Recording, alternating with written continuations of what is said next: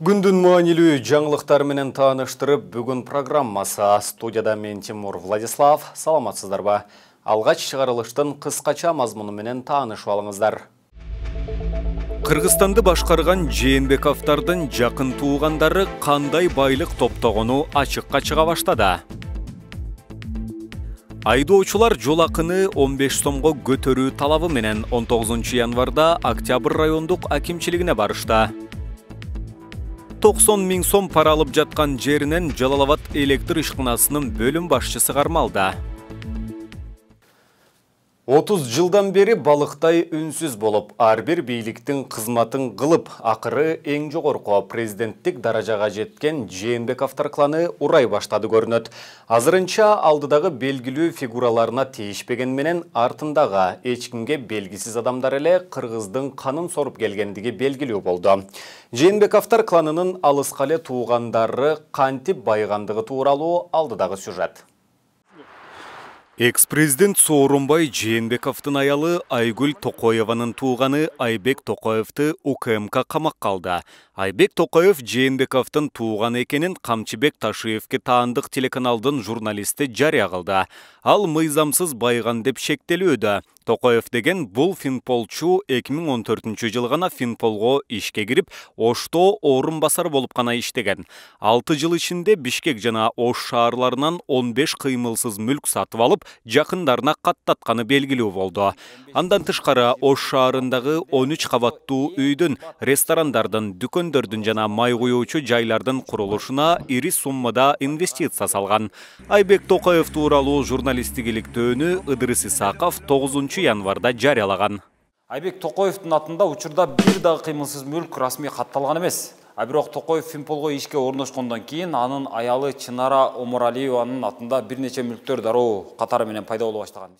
Кызыгы Айбек Токоев деген бул Финполчунун 5 октябрдагы революциядан кийин ташы жогору кулап, Бишкекке которулуп келип, мурда Ислам Матраимов башкарган Финполдун ички иликтөө жана коопсуздук башкармалыгына жетекчи болгон. Ошто орун басар болуп турганда эле $4 миллион топтосо Бишкектен эмне кылмак элестетүү мүмкүн эмес. Айбек Токоевдун кармалышындагы дагы бир маанилүү жагдай анын Жээнбековдор менен туугандык байланышы. Жээнбековдор 30 жылдан бери ээрден түшпөй келе жаткан таасирдүү клан. Жээнбеков кланынын алдыңкылары Жусупжан, Сооронбай, Асылбек Жээнбековдор Акаев мезгилинен бери аким, губернатор, вице-спикер, министр, элчи, ректор болуп келишти. 2010 жылдан кийин Атамбаевдин ишеними менен бири Ошто 6 жыл губернатор болсо, бири 5 жыл спикер болуп, акыры премьер-министр жана президент болушту. Кыргызстанда Жээнбековдор кланы ээлебеген кызматтык бийлик калган жок. Бирок көрүп тургандай Жусупжан, Сооронбай, Асылбек Жээнбековдор айсбергдин учу гана. Ал эми 2, 3, 4 пландагы Токоевго окшогон Жээнбеков кланынын мүчөлөрү канча? Токоев эле 6 жылда $4 миллион жыйнап койсо, башкасыныкы канча? Кыязы жарым пааша Камчыбек Ташиев 30 жылдан бери тамыр жайган Жээнбеков кланын кулатууга киришкен окшобойбу? Никому никакой пощады не будет. Никто никого не будет крышевать. 90 000 сом пара алып жаткан жеринен Жалалабад электр ишканасынын бөлүм башчысы кармалды. Бул тууралуу экономикалык кылмыштуулукка каршы күрөшүү мамлекеттик кызматы кабарлады. Маалыматка караганда Жалалабад облусунун Базар Коргон, Нокен, Тогуз-Торо, Сузак райондору жана Жалалабад шаары боюнча финансы полициясына жеке ишкер Жалалабад электр ачык акционердик коомунун бөлүмдөрүнүн биринин башчысына карата арыз менен кайрылган. Ал кызмат абалынан пайдаланып, арыз ээсинен жеткирүү келишиминин негизинде жеткирилген товардык, материалдык баалуулуктарды кабыл алуу үчүн 90 000 сом талап кылган. Арыз ээсинин айтымында аталган бөлүмдүн башчысы андан дайыма акча талап кылып келген жана товарды ар бир жеткирип берген сайын акча алып турган. 14 январда тиешелүү иш-чараларды жүргүзүү учурунда опузалап талап кылынган акча каражаттарынын бир бөлүгүн 40 000 сомун алып жатканда Жалалабад электр ачык акционердик коомунун темир бетон буюмдарын даярдоо цехынын башчысы КБ кармалган.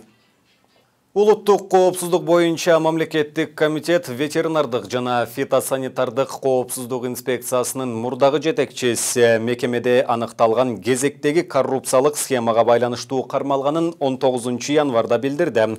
Атайын кызматтын маалыматында мекемеде биологиялык каражаттар менен вакциналарды өтө кымбат баада сатып алууну уюштурган. Кызматкерлерден маал-маалы менен акча чогултулуп турган схема аныкталгандыгы айтылат.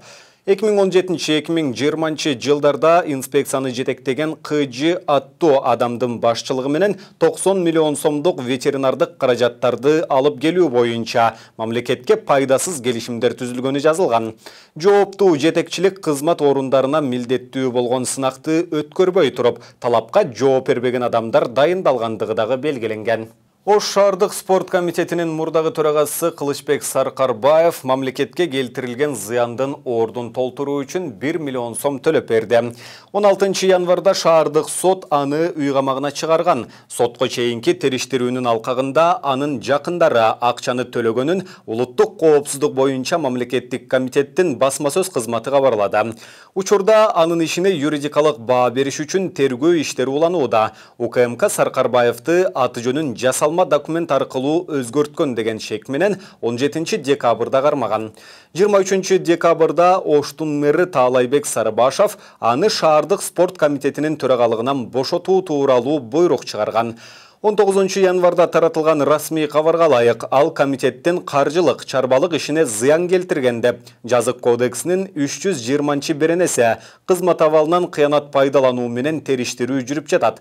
Баштапкы маалыматтарга ылайык Саркарбаев спорттук иш-чараларды уюштуруу, шаймандарды сатып алуу жана сыйлык ыйгаруу өңдүү аракеттер менен акчаны сол чөнтөккө кымырган. Базар коргон айылы шаар статусун алат. Бүгүн Жогорку кеңештин конституциялык мыйзамдар мамлекеттик түзүлүш боюнча комитетинде Базар коргонго шаар статусун берүү боюнча долбоор талкууга коюлду. Эл өкүлдөрү документти 2-3 окууда колдоп беришти. Базар коргонго шаар статусун берүү демилгеси атамекенчи депутаттардын шайлоо алдында койгон пландарынын бири эле. Атамекен фракциясынын депутаттары Базар коргон районунда бир канча жолу көчмө жыйын өткөрүп, маселени өкмөттүк деңгээлде тынбай көтөрүп келишкен. Эгер Базар коргон шаар статусун алса, калктын социалдык абалы оңолот, аймакка инвестиция тартылып, элдер жумуш менен камсыз болуп, турак жай маселеси жөнгө коюлат. Эл өкүлү Өмүрбек Текебаев шаардын өнүгүү стратегиясын туура багытта ген планын токтоосуз иштеп чыгуу зарылдыгын белгиледи. Административдик территориалдык реформаны биринчи кезекте шаарлардын чек арасын, территориясын тактагандан башташ керек. Бүгүн биздин Кыргызстанда турак жай программасы жок. Шаар деген сөз бул калктын 20%. Шаар деген сөз жаштар баары ошол жерге келет дегенди билдирет. Калк дагы пропорционалдуу көп өсөт дегенди билдирет. Шаарлардын чек арасын аныктап, перспективалуу өнүгүү багытын аныктап, турак жай программасын кабыл алышыбыз керек. Шаардын территориясын аныктайт деген сөз турак жай программасынын жарымын аныктап койдук дегенди билдирет. Мисалы Сузакка келсек, коңшу айыл өкмөттөрдөн айылдар кошулат, аралашып кеткен. Ошентип топурак белге чейин алып барып, ушул жаңы жерлерди кошуп бере турган болсо, Кыргызстандагы үчүнчүгө жетпестен 4-5 шаар Сузак болуп калат. Базар коргондон 60 миң калкы бар болуп атат да. Анан ошого жараша ошол жерлерге адамдар келип олтурукташат. Ошого жараша ошол жерде рынок кеңейет, адам көбөйгөндөн кийин. Ошого жараша инвестиция келет. Маданият, маалымат жана туризм министрлиги 1-май райондук сотунун ырчы Самара Каримовага байланышкан чечими боюнча апелляциялык арыз менен Бишкек шаардык сотуна кайрылды.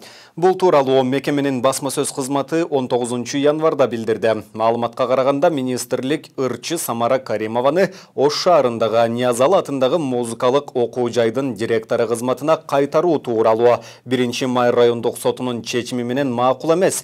Ишти караган судья процессуалдык мыйзам бузууларга жол берген деп эсептейт. Каримованы кызматка кайтаруу боюнча ишке тиешеси бар кызматкерлерге байланыштуу кызматтык иликтөө жүргүзүлөт. Коронавирус пандемиясы учурундағы жоготууларды жана сырттан келген гуманитардык жардамдын бөлүштүрүлүшүн иликтеген мекемелер аралык комиссия ишин жыйынтыктады. Комиссиянын корутундусу өкмөткө тааныштырылып, өткөрүлүп берилгенин комиссиянын мүчөсү Элден Калчакеев Азаттыкка билдирди. Анын айтымында корутунду жакынкы күндөрү Коопсуздук кеңешинин жыйынында каралат.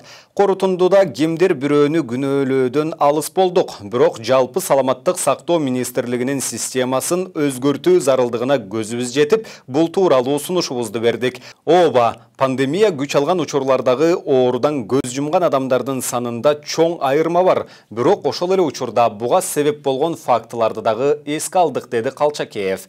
Октябрдагы бийлик алмашуудан соң вице-премьер-министр болуп дайындалган Эльвира Сурабалдиева пандемия учурундагы гуманитардык жардамдын жана башка каражаттардын сарпталышын иликтеген мекеме аралык комиссия былтыр жайында иштеген өкмөттүн ишинде бир топ мүчүлүштүктөрдү тапканын билдирген. Бишкек шаарындагы кичи автобус айдоочуларынын бир тобу жол акыны 15 сомго көтөрүү талабы менен 19 январда Октябрь райондук акимчилигине келишти. Алар кала жетекчилиги менен жолугуп талап коюшаарын айтышты. Ушул күнү акимчиликте мэрдин милдетин аткаруучу Балбак Түлөбаев маршруттук таксилердин маселеси боюнча маалымат жыйын өткөрөөрү айтылган. Айдоочулар күндүз саат 13:30 чамасында акимчиликке келип, ичкери кирип кеткенин Кактус медиа басылмасы түз эфирде көрсөттү.